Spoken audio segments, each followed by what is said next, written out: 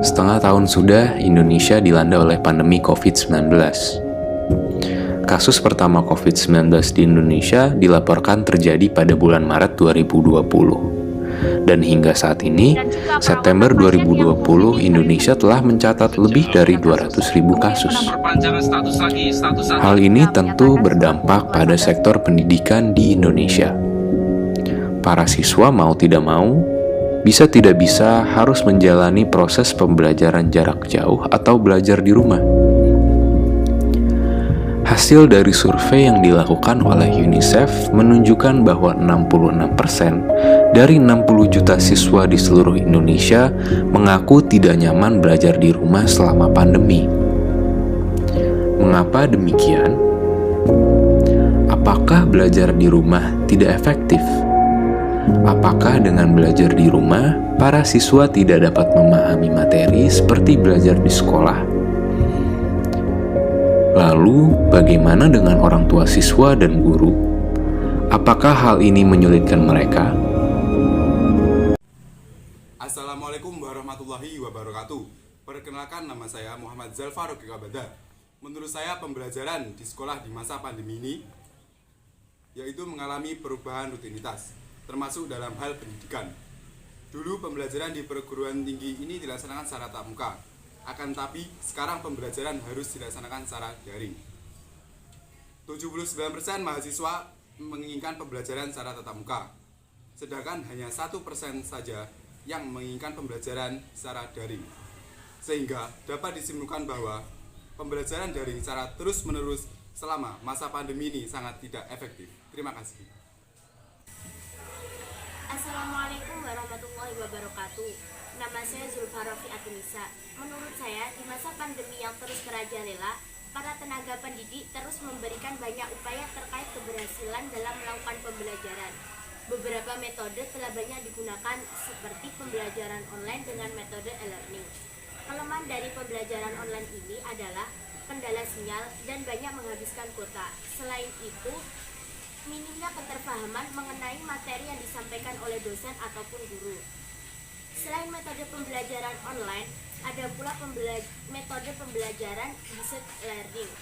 Hal ini diterapkan oleh para pelajar dengan membentuk tim kelompok belajar kecil dengan menggunakan proyek, eksperimen, dan inovasi.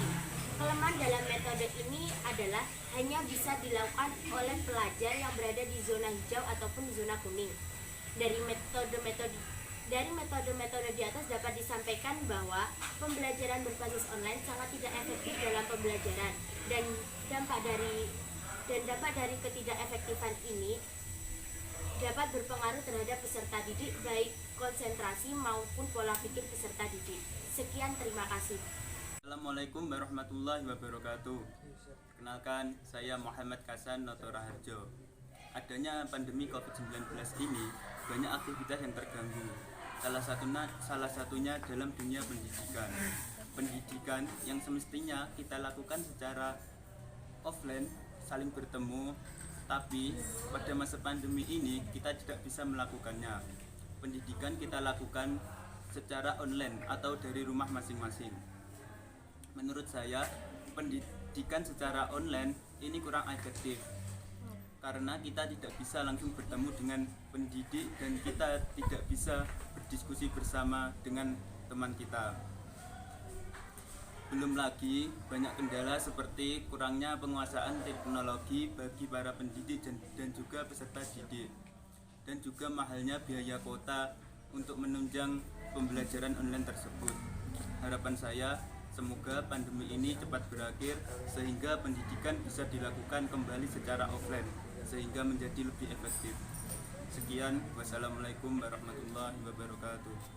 Assalamualaikum warahmatullahi wabarakatuh. Nama saya Faskia Ibrahim.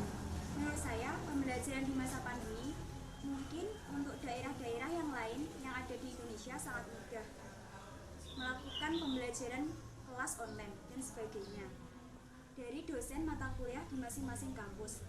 Tapi untuk di daerah saya sendiri cukup mudah, namun juga ada kendala seperti sinyal, belum juga nanti kendala pemadaman listrik. sehingga dosen itu juga cuma memberi tugas lewat WA Group atau Google Classroom.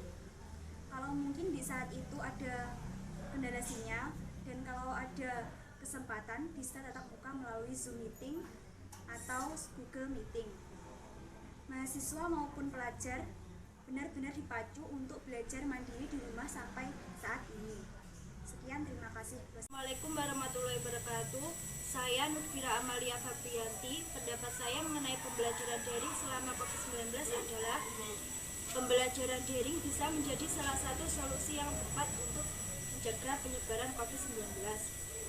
Meski demikian, orang-orang belum terbiasa dengan sistem seperti ini. Jadi banyak orang yang mengalami kulturelek.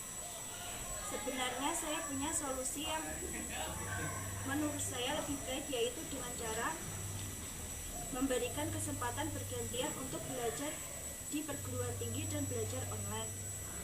Bisa dilakukan misalnya 20 orang terlebih dahulu, lalu 20 orang lainnya, sehingga tetap ada tatap muka secara langsung. Keluh kesah selama mengikuti proses daring adalah sulit mencetak materi karena tidak adanya tatap muka secara langsung. Koneksi internet seringkali menjadi kendala. Assalamualaikum warahmatullahi wabarakatuh. Nama saya Natis Khalifah. Menurut saya, semenjak pembelajaran diberlakukan di rumah dengan melalui media online seperti WhatsApp, Google Meet, Google Form, dan lain-lain. Tetapi di samping itu juga ada kendalanya, yaitu seperti belum meratanya internet dan teknologi, fasilitas seperti laptop dan handphone yang belum memadai. Kemudian, pemberian tugas dalam waktu yang lama juga akan mempersulit untuk kita mengerjakan tugas dan berdampak pada kesehatan mata kita. Maka dari itu, mulai sekarang kita harus lebih memperhatikan dan menerapkan protokol kesehatan agar pandemi segera berlalu dan kita akan segera melakukan aktivitas seperti biasanya. Sekian penjelasan dari kelompok kami. Ada kurang lebihnya kami mohon maaf. Wassalamualaikum warahmatullahi wabarakatuh.